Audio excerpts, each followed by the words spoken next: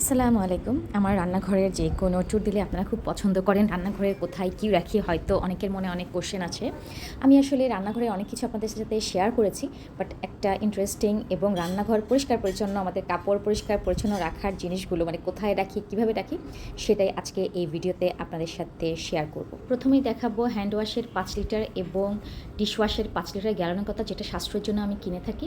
সেগুলো আমার যারা শপিং ব্লগ দেখেন তারা অলরেডি দেখেছেন। দেন এই প্যাকেটটা এক সাইডে।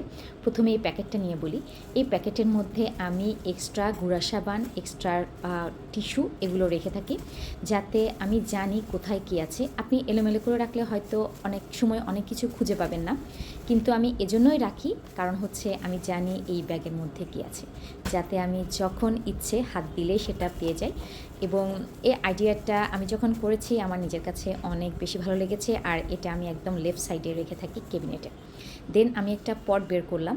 সেই পটের মধ্যে কিছু পাপোশ এবং লুসনি রাখি, যেগুলো আমি জানি আমার রান্নাঘরের তরকারির হাঁড়ি পাতিল ধরতে যেতে ব্যবহার হয়, সেই লুসনিটা রেখে থাকি।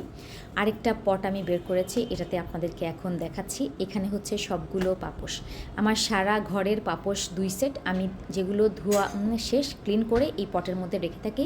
এতে আমার দুটো সুবিধা, একটা হলো তেলাপোকা হয় না, দ্বিতীয়টা হলো আমি কোথায় রেখেছি সেটা খুঁজে পাই। আর এই পটগুলো আমি একদম রাইট সাইডে রাখি। আর আইডিয়াটা কেমন লেগেছে আমার সাথে শেয়ার করতে পারেন, আর কারো কোনো উপকার হলেও জানাবেন। আজকের মতো আল্লাহ হাফেজ।